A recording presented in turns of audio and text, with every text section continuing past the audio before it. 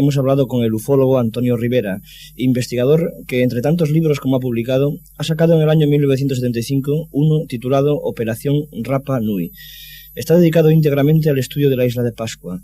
De los misterios que encierra esta isla nos va a hablar. Y para comenzar, nos interesaría que el señor Antonio Rivera nos explicara por qué a su libro sobre la isla de Pascua lo tituló Operación Rapa Nui.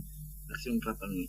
Bueno, le pusimos este título un poco a los James Bond, porque Rapa Nui es el nombre polinesio de la isla de Pascua.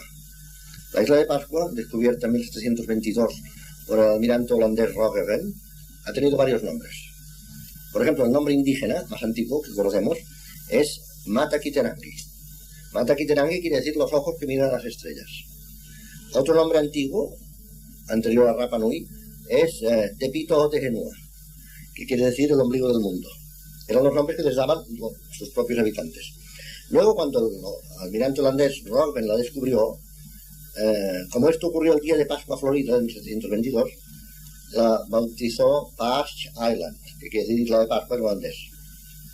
Entonces ha quedado en inglés Easter Island, por ejemplo, Isla de Pascua en castellano, etc. Pero el verdadero nombre es Mata Kiterangi. Rapa Nui es un nombre relativamente moderno, polinesio, y un nombre tahitiano que significa piedra grande. Rapa es piedra, sobre todo piedra plana, y Nui, grande. ¿Y cree usted que la isla de Pascua fue o es el ombligo del mundo? Bueno, para los habitantes lo era, claro, es una cuestión de perspectiva. Para ellos era el centro del universo. Y es una isla muy interesante que ha dado lugar a una gran bibliografía, porque, como tú sabes, encierra muchos enigmas, entre ellos los 800 moai, o estatuas gigantescas, que fueron hechas allí mismo, en la cantera del Rano Raraku, del volcán Rano Raraku. Luego está el enigma de las tablillas parlantes, por ejemplo, de las tablillas Kohau Rongo Rongo, que son unas tablillas de madera con signos inscritos de carácter ideográfico que no se han podido descifrar. Se ha intentado incluso mediante ordenador, no se ha conseguido, y que curiosamente están emparentadas con la escritura de Mohenjo-Daro y Harappa en el Valle del Indo. Pese a que el Valle del Indo está a 12.000 kilómetros de la isla de Pascua. De estas estatuas hablaremos más adelante, pero ahora vamos en principio a situar la isla. Para usted, que estuvo trabajando allí, que dio motivo al libro que citamos, a Operación Rapa Nui, en 1975, ¿qué idea tiene usted de la isla? ¿Cómo es la isla de Pascua? Bueno, la isla de Pascua, diré en primer lugar que está en las inmensas soledades del Pacífico Sur, aproximadamente en el paralelo 26, o sea, en pleno trópico de Capricornio. Como ha dicho acertadamente Thor Heyerdahl, el explorador noruego que se hizo famoso por su aventura de la Kon-Tiki y que nos precedió allí, Thor Heyerdahl estuvo en la isla de Pascua en el año 56, y yo traduje un año después el libro que él había escrito sobre la isla de Pascua, Aku Aku. Thor Heyerdahl dice de la isla de Pascua que es el lugar más solitario del mundo. Y tiene razón, porque es una isla de pequeñas dimensiones, mide unos 180 kilómetros cuadrados de superficie, tiene una forma triangular. La costa sur, que es la más larga, solo mide 24 kilómetros. Para que tengan una idea, en fin, los oyentes, les diré que es la distancia que hay, por ejemplo, entre Lloret de Mar y San Feliu de Guíxols. O sea, esta es la costa sur de la isla. Luego está a 4.000 kilómetros hacia el este de Chile, de la costa chilena, a 4.200 hacia el oeste de Tahití, o Tahiti, como dicen ellos, a 6.000 por el norte de las islas Hawái, y en el sur solo se encuentra la Antártida.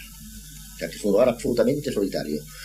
Uno, cuando llega allí y mira al impresionante océano Pacífico, tiene la sensación de estar perdido en un lugar remoto y inaccesible. Según el señor Mascaró Pasarius, de la Real Academia de la Historia y de la Real Academia de Bellas Artes de San Fernando, existen una serie de paralelismos entre la isla de Pascua y Menorca. Usted, que conoce al señor Mascaró, que conoce la isla de Pascua y que también conoce por sus experiencias submarinistas la isla de Menorca, ¿en qué cree usted que se fundamenta el señor Mascaró para buscar un parecido entre la isla de Pascua y de Menorca? Bueno, en primer lugar te diré que mi querido amigo Pep Mascaró Pasarius era nuestro arqueólogo, es decir, vino con nosotros como arqueólogo, porque la expedición que yo organicé, que financió en parte Banca Catalana y que financiaron otras entidades, tuvimos después equipo submarino de la empresa Nembros, que lo cedió graciosamente, pues contaba también con un arqueólogo. Y Una de las primeras cosas que dijo Mascaró al llegar a la isla de Pascua es que se encontraba como en Menorca, por el ambiente, por todo, por la cultura megalítica. Por ejemplo, un monumento típico de la isla de Pascua es la tupa. La tupa es una construcción circular de piedras en forma más o menos cónica, con una cámara central, a la que se entra por una puerta muy baja, y que es exactamente igual que el talayot de las Baleares, idéntico. A mí me dijo Pep, dice, esto, un plano de un talayot y un plano de una tupa serían intercambiables. Claro, es una cosa muy rara y que apunta a quizás antiquísimas relaciones con el mundo mediterráneo, como también sospecha Heyerdahl. Porque luego te hablaré de los resultados científicos de nuestra expedición y no fueron nada desdeñables. Entre ellos, confirmaron una relación muy directa y con nombres con el mundo antiguo mediterráneo. También le hemos oído a usted que mantiene una teoría, y es que los egipcios llegaron también a esta isla. Ahí está. ¿Y en qué se fundamenta usted para decir esto? Bueno, en varias cosas. Además ocurrió algo casual, y lo digo entre comillas porque no creo en la casualidad. Yo creo que las cosas cuando ocurren es porque tienen que ocurrir. Mientras estábamos allí, nosotros, que estuvimos en total 41 días, un científico de la Universidad de Harvard, el profesor Barry Fell, publicó un estudio suyo sobre una inscripción descubierta en una cueva chilena, en el cajón del Tinguiririca. Esta cueva está cerca de la costa. Y en ella, el doctor Fell encontró una inscripción que él dijo que estaba en caracteres libios antiguos. Y que una vez interpretada, decía que naves del rey o del faraón quiere decir rey, habían llegado a aquella costa en el año tal, siendo reina Berenice. Entonces esto se dató y resulta que correspondía al reinado de Ptolomeo III, que viene a caer en el siglo III también antes de Jesucristo, y sabemos entonces por fuentes documentales que este faraón efectivamente, que era griego, que no era egipcio, los Ptolomeos todos eran griegos, en la dinastía en realidad macedonia, organizó, instigado por su, ¿cómo se llama?, bibliotecario, Eratóstenes, el geógrafo griego, y organizó una expedición para dar la vuelta al mundo. Y yo supongo que esta expedición, que se sintió por el Mar Rojo, el Golfo Pérsico, y luego se metió en el Océano Índico, claro, no pudo cumplir su objetivo porque se encontró camino cerrado por el continente americano. Entonces una rama de esta expedición subió hacia el norte y posiblemente responsable de la cultura de las pirámides mayas, y otra parte se metió en la corriente de Humboldt y fue a dar, como dicen los marinos, de arribada forzosa a la isla de Pascua. En la isla de Pascua, por ejemplo, el sol se llama Ra. Lo cual, por otra parte, es el nombre que tiene el sol en toda la Polinesia, cuidado. Ra. Yo recuerdo que grabé una canción que me cantaron unas chicas, yo iba con mi grabadora pidiendo a todos que me cantaran cosas de su folclore, una canción que se llamaba Tamate Ra, que quiere decir sol naciente. Y además estas chicas, pues cuando les pedí que me cantaran más cosas, se pusieron a reír y a repetir la palabra Jimene. Jimene con H aspirada. Le digo, ¿pero qué es tanto Jimene? Y me dicen entonces que Jimene en Rapa Nui es canción. Claro, ellos hablaban castellano chileno y luego hablaban su idioma, Rapa Nui, porque Pascua pertenece a Chile. Y entonces yo me quedé sorprendidísimo porque Jimene también es canción en griego antiguo. Y de ahí ha venido, por ejemplo, la palabra himeneo. Himene, sobre todo cántico nupcial, con H aspirada. Y claro, esto es muy curioso porque hay que tener en cuenta que los pilotos de la expedición de Ptolomeo eran griegos. Por ejemplo, los nombres de algunos de ellos. Además de todo esto y además de estas inscripciones en caracteres de la época egipcia, ¿hay algún testimonio en cuanto a pirámides, en cuanto a construcciones funerarias y sobre todo en cuanto a estatuas que emparente un poco, que una la cultura egipcia con la cultura o con los restos que se encuentran en la isla de Pascua? Sí, efectivamente. Construcciones, ya he citado la tupa, que es una antigua construcción mediterránea, llamada talayot en las Baleares, también un poco parecida a los nuraghi de Cerdeña. Y luego tenemos, yo andaba detrás de algo muy concreto. En el libro de Heyerdahl sobre su expedición del año 56, en el libro científico, no el Acuaco, sino el Acuaco era para el gran público, pero él después hizo un libro científico, publicado únicamente en inglés, muy voluminoso. En ese libro, que yo había podido consultar, vi una curiosísima foto de un moai con perilla faraónica y tocado por una especie de mitra, como la del faraón. Este moai, según el libro de Heyerdahl, estaba todavía en la cantera. No había sido desprendido de la piedra, estaba a medio construir. Y yo no paré hasta que di con él. Y efectivamente lo encontré, lo fotografié, está ahí en el libro, y no hay con perilla faraónica. El faraón llevaba una falsa vara, una perilla falsa, que era un emblema de su dignidad, y luego está tocado con una enorme mitra como la de los faraones. Todos estos testimonios que usted nos está contando, si los investigadores y los escritores de la historia, los historiadores de esta época, tienen conocimiento de ello, ¿no cree usted que podría hacer cambiar en mucho todas las bases de la cultura del continente americano y sobre todo la explicación de la cultura azteca, de la cultura maya? Evidente, pero los historiadores oficiales son muy conservadores, ¿eh? Y por ejemplo, mira el concierto que se habla personas como Heyerdahl, que aventuran ideas nuevas, o por ejemplo otra cosa que dice Heyerdahl, y que yo también comparto, es que las antiguas naves pascuenses eran idénticas a las naves egipcias, es otro paralelo. La nave egipcia, como tú sabes, tenía forma de media luna y estaba hecha de papiros. Papiro es un junco que crece en el delta del Nilo, y las naves antiguas de Egipto, egipcias, estaban hechas de haces de estos juncos, atados muy fuertemente y ensamblados. Precisamente Heyerdahl demostró que estas naves eran muy marineras, construyendo una que bautizó con el nombre de Ra, precisamente con la que fue desde Egipto, mejor dicho, fue desde las Canarias hasta el Caribe. Fue objeto de un libro esto que se llamaba Expedición Ra. Entonces resulta que las antiguas naves de Pascua estaban hechas igual que las egipcias. Hay de ellas, hay representaciones en petroglifos que yo he fotografiado, pero claro, tú dirás, pero si en Pascua no hay papiros. Efectivamente no hay papiros, pero utilizaban la totora. La totora es un junco de agua dulce que crece también en el lago Titicaca. Y en el lago Titicaca hoy en día hay todavía estas naves de totora de puntas levantadas igual que las egipcias. Creo que las utilizan unas tribus de indios ya casi en regresión, pero todavía están allí. Y hablando de historia, vamos a hablar de historias de la isla. Se cuentan muchas cosas de esta isla, de su origen. Usted nos ha hablado de la extensión geográfica, pero usted estuvo allí, usted habló con los nativos. ¿Qué historias en cuanto a sus antepasados, en cuanto a lo que piensan los nativos de allí, cuentan de su isla? Bueno, mejor dicho, nosotros, nuestra expedición con Mascaró Pasarius, con Toni Pujador, que en realidad fue el quien tuvo la idea de la expedición, y hay que decirlo así, un joven montañero y aviador catalán, el buceador francés Noël Hermite, el buceador alemán Helge Willems, mi mujer y yo éramos los miembros de la expedición. Pues encontramos ya una isla donde se están ya acabando de perder las tradiciones por el contacto con la civilización actual. Es decir, la isla de Pascua tuvo una relativa virginidad hasta el año 67. En 1967, las líneas aéreas chilenas, LAN Chile, instalaron un servicio regular de Santiago a Pascua, y luego que continuaba hasta Tahití y vuelta. Claro, esto pues fue ya la entrada masiva de la civilización occidental. Por ejemplo, los chicos de Pascua actuales, su interés es, por ejemplo, tener pantalones tejanos, o tener discos de Bob Dylan, por ejemplo. En fin, están completamente ya metidos en la rueda de la vida moderna. Y las cosas de la antigua civilización, pues, la conservan solamente de algunos viejos. Incluso hay algunos viejos que te dicen que saben leer los rongos. Lo que pasa es que cada uno te da una interpretación distinta, y no está clara, ¿no? Cada uno da su interpretación. O sea que nosotros llegamos ya en un momento, podríamos decir, de declive de la isla. Hay allí unas 2.000 personas actualmente que viven todas concentradas en Hangaroa, que es la única población de la isla, que está al oeste.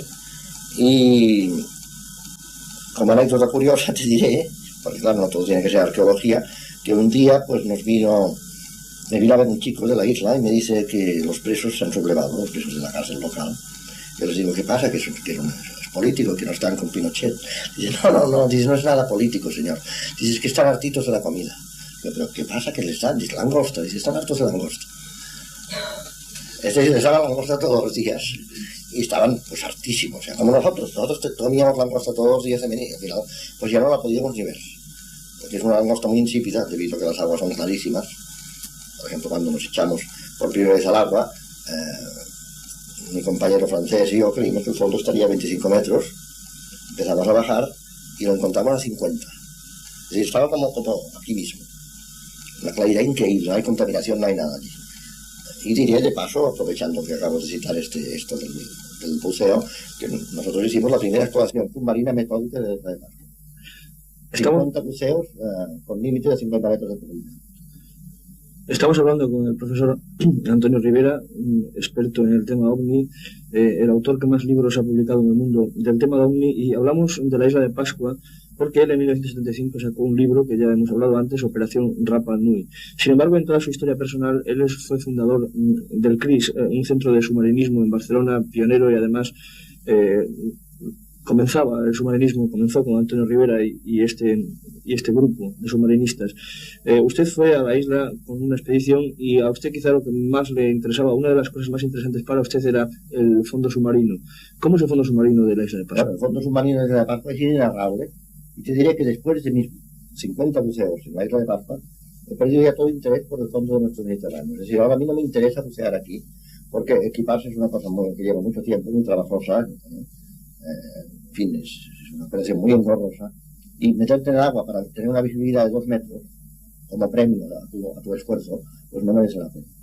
Es decir, el Mediterráneo ha sufrido una degradación progresiva y constante en los últimos 30 años, que son los años que yo practico el buceo submarino, y en la actualidad pues, es un mar contaminado, un mar sucio, un mar en que prácticamente ha desaparecido la vida, es muy difícil para algún pescado cerca de las costas. Y claro, viniendo de la isla de Pascua, donde era todo lo contrario, el contraste es brutal. Estamos hablando con Antonio Rivera en su despacho, por eso se refiere a una serie de dibujos y de ilustraciones que tiene aquí en el despacho, y nos los está mostrando a las personas que estamos con él manteniendo esta entrevista, esta conversación. Dentro de los restos arqueológicos de la isla de Pascua se han encontrado pinturas y grabados de los indígenas, y en estas pinturas y en estos grabados hay tiburones, hay pulpos, delfines, temas sexuales, también temas de folclore. ¿Qué cree usted que querían reflejar todos estos indígenas al plasmar esto y llegarnos hasta nosotros? Bueno, en realidad lo que se ha encontrado en la isla de Pascua son 2 tipos de representaciones. Las estatuas, los moai quiere decir estatua en polinesio, y los petroglifos, o sea, representaciones incisas en la piedra. No hay pinturas, no hay cerámica, por ejemplo, no existe la cerámica. Y luego están aparte las tablillas inscritas que están hechas en una madera que ya no existe en la isla de Toromiro, algo que no se cultiva allí. Entonces, lo que quizá convenga un poco es que, antes me he desviado un poco del tema, que hablemos de la historia antigua de Pascua, de lo que yo creo haber descubierto la historia antigua de Pascua. Las tradiciones dicen que la isla estuvo habitada por 2 pueblos, los Orejas Largas, Hanau Epe, y las Orejas Cortas, los Hanau Monoco, en Polinesia. Las Orejas Largas es un pueblo muy misterioso que yo creo haber identificado y que asimiló a los egipcios. Las Orejas Cortas sabemos ya que eran polinesios que vinieron de Tahití en 2 grandes tiradas dobles, tipo catamarán, seguramente hacia el siglo XII de nuestra era. Iban mandados por el famoso jefe o ariki, Hotumatua. Hotumatua salen todas las canciones de la isla, canciones tradicionales, es el gran personaje de la isla, Hotumatua. Y entonces esta gente llegó por la única playa que hay en la isla, que está al norte y se llama Anaquena. Anaquena quiere decir agosto, pues, y por eso se cree que llegaron en agosto y bautizaron así a la playa. Entonces llegaron por Anaquena, y esta gente se encontró la isla habitada por unos misteriosos orejas largas que con el tiempo se convirtieron en sus dueños y opresores. Es decir, las orejas largas obligaron a las orejas cortas, los polinesios, a construir estatuas. Y esta situación estalló a finales del siglo XVII en lo que se conoce por la Revolución Francesa del Pacífico. Es decir, las orejas cortas se cansaron de que las orejas largas les hicieran trabajar, porque como todos los polinesios el trabajo no les simpatiza nada, y entonces hicieron una verdadera escabechina de orejas largas en la península del Palqui, que es la península más oriental. Cerraron la península del Palqui con un foso que llenaron de leña, encendieron la leña y allí asaron a todos los orejas largas y después se los comieron, porque eran caníbales. He hablado con algún viejecito con recuerdo de haber comido carne humana.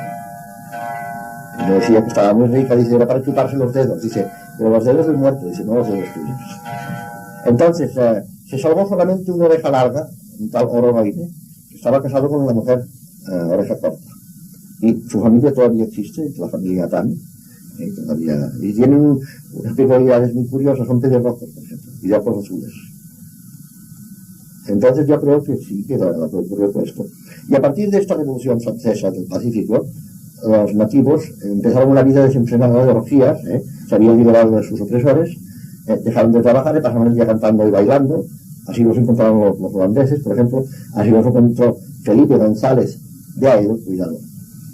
Felipe González de Aedo, capitán Felipe González de Aedo, mandaba la expedición española que arribó a Pascua en 1770, enviada por el famoso virrey catalán del Perú, don Manuel Tamati de Junyent. Y entonces, tanto los holandeses como los españoles y otros europeos posteriores se sorprendieron de ver que aquello era una juerga permanente, ¿no? La gente pues no hacía nada y iban todos desnudos, con el cuerpo tatuado y siempre bailando, haciendo el amor y todo.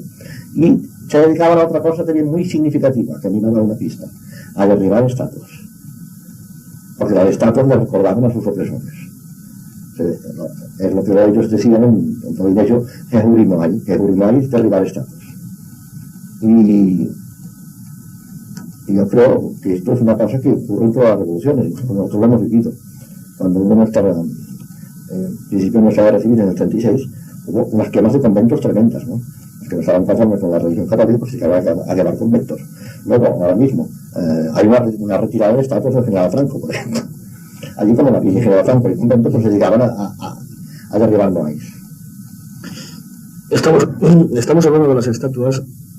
En esta isla ya nos dijo usted que habría unas 700 u 800 estatuas. Usted estuvo allí en verano y usted seguro que las conoce muy bien. En verano austral, que no es el verano de aquí. Sí, en verano austral. ¿Cómo son estas estatuas y de qué están hechas? Bueno, aquí también hay mucho equívoco, mucho malentendido, propalado por escritores poco escrupulosos, por ejemplo, como Fontana y otros. Las estatuas son de un material muy liviano y muy frágil, que se llama traquita, el nombre técnico es traquita, y en realidad es ceniza volcánica comprimida. Después os mostraré una pequeña estatua que tengo del mismo material, que no la tengo aquí, después la veréis. Y estas estatuas, pues, en realidad, pesan muy poco con relación a su volumen. Yo diría que el término medio de peso de cada estatua, de cada muelle, es de unos 5 o 6 toneladas. No cuento que tienen 5 y 6 metros de altura, y algunas más y todo. Entonces, estas estatuas se levantaban encima de los ajus. Un aju es una plataforma, en realidad un templo, en cuyo centro hay una cámara sepulcral con huesos siempre. O sea que eran tumbas. Eran tumbas de personajes importantes, de ariquis y de jefes. Y una cosa muy curiosa que la gente no sabe es que hay estatuas masculinas y femeninas. No hay masculinas y no hay femeninas. Esto claro se ve por sus atributos sexuales. Aunque no hay solo llega hasta la pelvis, está cortado por la pelvis, por los huesos, por la cadera. No tiene piernas. Y estos noáis se levantaban, eran transportados seguramente por la costa en balsas, los embarcaban en Hotuiti. Hotuiti es una llanura que está al pie del volcán Ranaraku, los embarcaron allí y los transportaban por la costa porque las estatuas, en su inmensa mayoría, están en la costa y se levantaban mirando al interior de la isla. Las estatuas interiores son rarísimas. Yo recuerdo donde está la Huaquiri, que está en el interior, que los nativos le llaman los 7 monos. Hay 7 moais, ellos respectivamente llaman monos a los moais. Es un resto de su antiguo odio por los moais. No los aprecian en absoluto. Y muy pocos en el interior. ¿Por qué cree usted que las estatuas las colocaban en la costa y precisamente de espaldas al mar, que era donde podría venir alguien, y de cara al interior, al centro de la isla? Seguramente es una cosa de tipo ritual que no podemos saber, no sabemos. Pero lo que sí puedo mencionar es que actualmente son todos traídos de buses, porque claro, fueron derribados durante el Jehuri Moai, durante la guerra de los Moai. Se han restaurado algunos, como el Tahai, por ejemplo, el templo del Tahai, ese está restaurado, con los Moais levantados. Incluso hay uno con el Pucao. El Pucao es un sombrero de piedra rojiza que se les ponía como remate, y que venía de otro volcán, el Punapao, donde la ceniza volcánica era roja. Y lo que sí es importante mencionar es Orongo. Orongo es un sitio impresionante. Está a lo alto de una cantidad de 200 metros, cortado a pico sobre el mar, en la costa sudeste, y allí todos los años se celebraba la fiesta de los hombres pájaros, los Tangata Manu. Tangata Manu es hombre pájaro en Polinesio.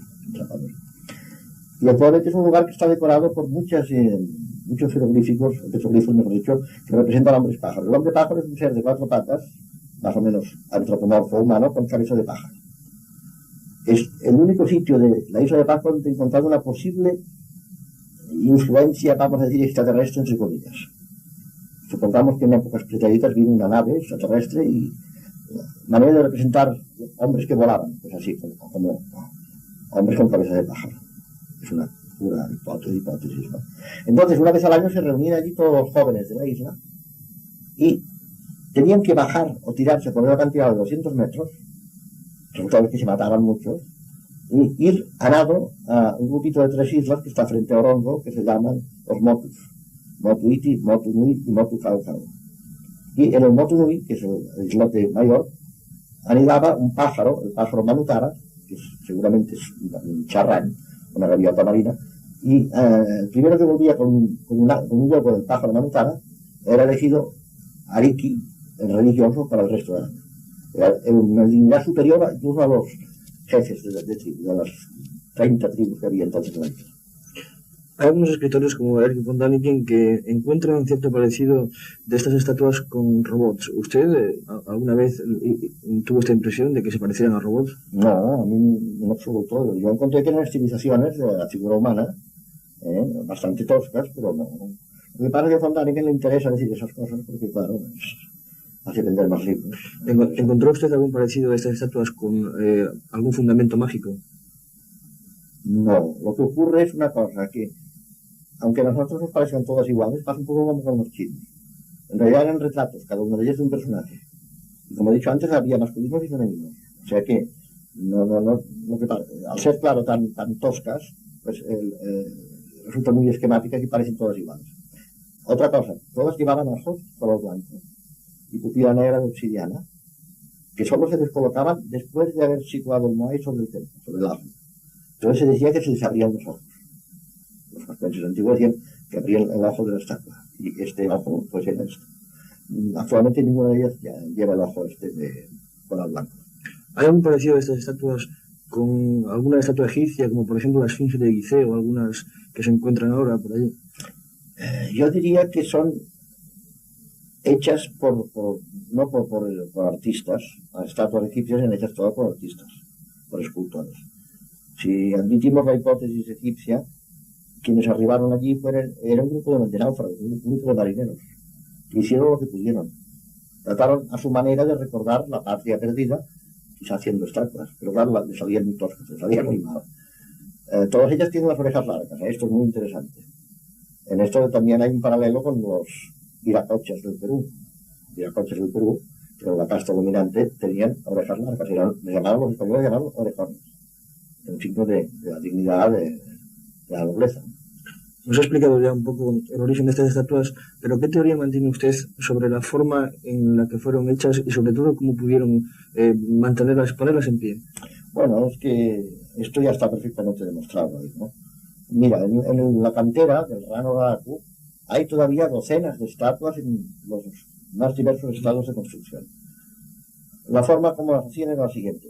La pared del Rano Raraku es vertical, del volcán. Entonces, y está hecha es una pared de ceniza volcánica, que no es una piedra muy dura, es deleznable.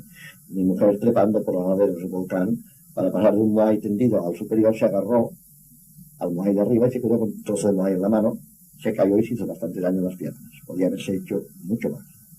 Entonces, empezaban los antiguos canteros trazando la silueta del moai tendido en la roca. Entonces, con unos instrumentos, que yo tengo uno allí, después lo veréis también, toki, que se llama toki, que eran de basalto, o sea, el basalto mucho más duro que la ceniza volcánica, y mediante una canción rítmica, que también la tengo, ¿sí? Un grupo de viejos me la cantó esta canción, la antigua canción de los canteros del Rano Raraku, que es emocionante, porque es una cosa que tiene un tono de gusto arcaico. Entonces, una canción rítmica, iban dando golpes a la piedra después de mojarla, la iban mojando y dando golpes con el plato, y cantando la canción de los canteros.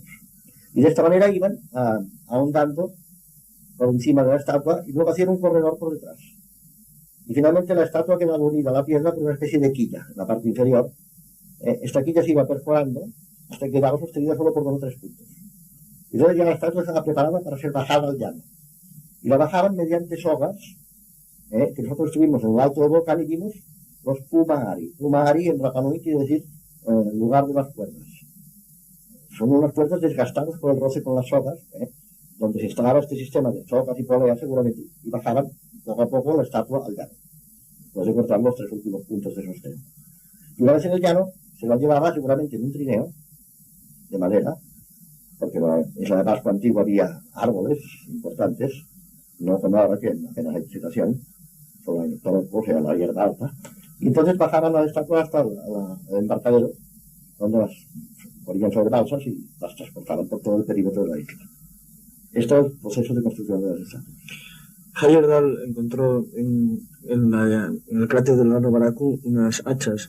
¿Estas hachas podrían haberle servido a ellos para hacer estas estatuas? Claro, son precisamente lo que yo tengo aquí en clase, es eso, es un toki, y no estaban dentro del cráter, estaban fuera en la pared, a pie de las estatuas.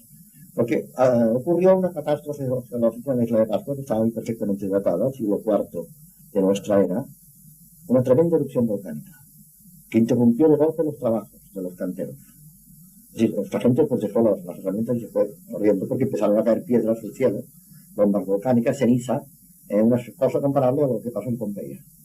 El Mount Gaterebaca, que es el volcán más alto de la isla, entró en erupción en el siglo IV y significó una verdadera catástrofe. Acabó con toda la vegetación importante de la isla, había incluso coníferas antes del siglo IV, que quedaron totalmente arrasadas. El polémico escritor suizo al cual nos hemos referido antes, Erich von Däniken, mantiene su teoría particular sobre la isla de Pascua. Dice que cosmonautas de otro mundo visitaron a los nativos y les suministraron herramientas perfeccionadas que podían manejar los sacerdotes o hechiceros. Estos extrajeron de la lava las piedras y les dieron forma. ¿Cree usted que esa teoría puede tener alguna validez? Esto no tiene absolutamente ni pies ni cabeza. El señor von Däniken es un verdadero charlatán y lo voy a demostrar.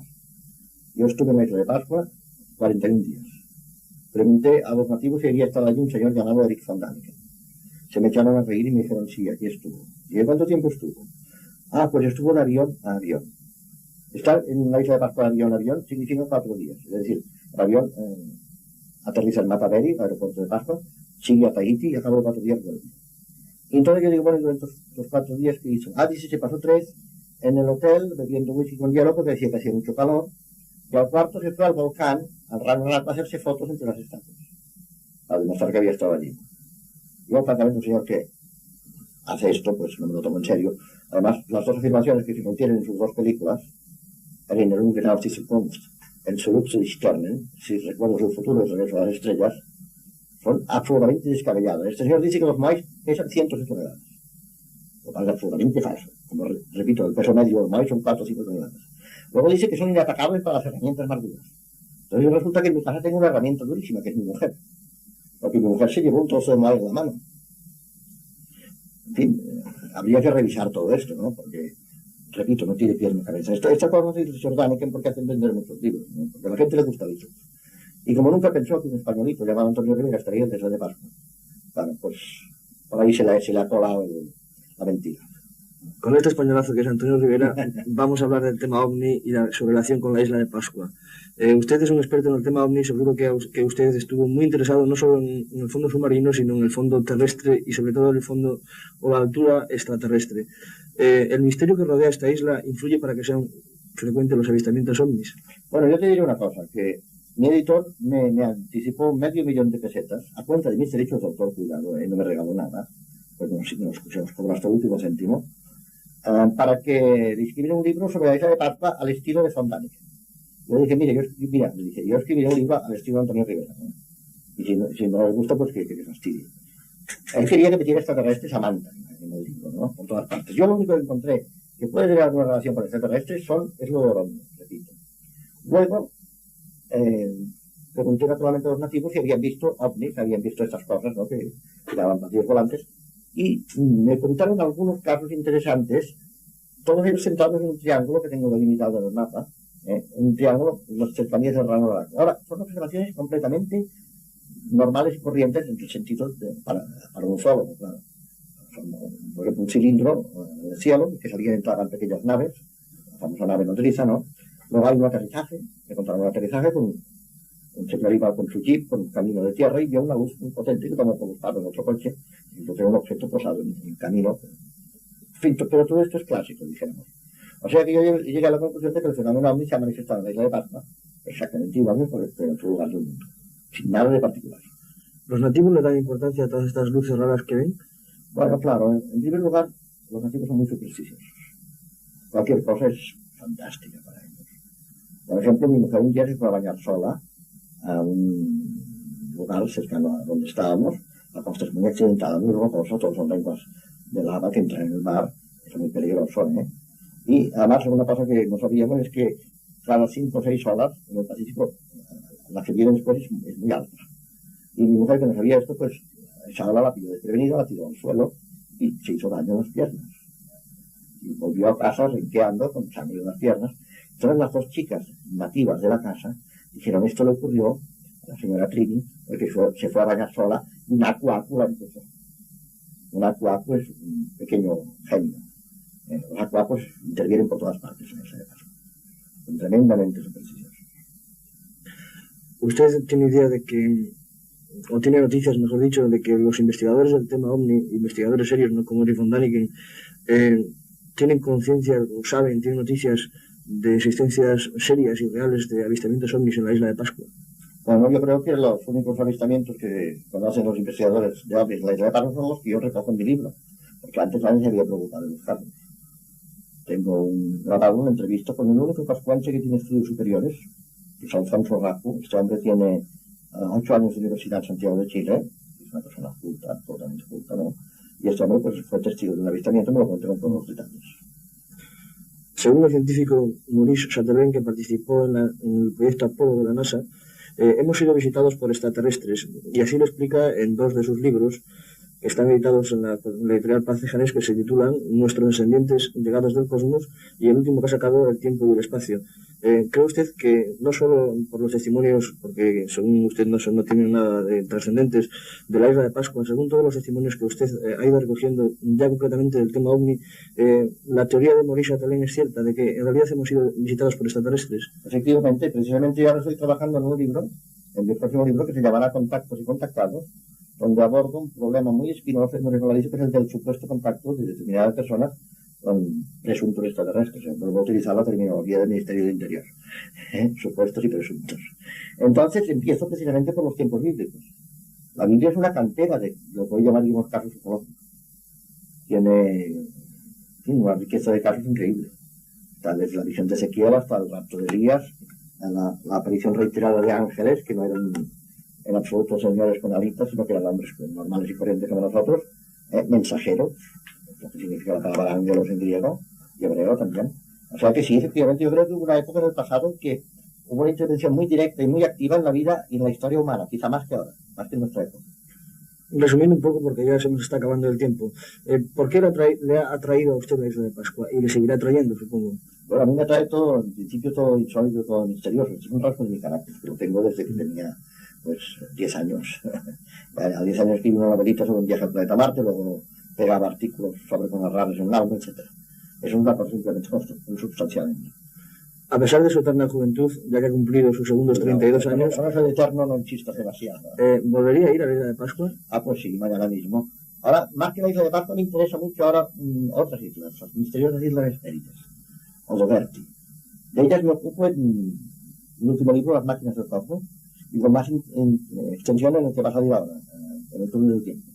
Es una cosa muy extraña el asunto de las islas Doberti, que está a unos 1.800 kilómetros al sur de Pascua, según parece, pero no figuran en los mapas actuales. Han ido desapareciendo a partir de los años 20 y 30, en que figuraban todavía, se han ido quitando los mapas actuales, como si ocurriera algo con ellos. ¿Cuál es el misterio de estas islas? Pues no lo sé, por eso me interesaría saberlo.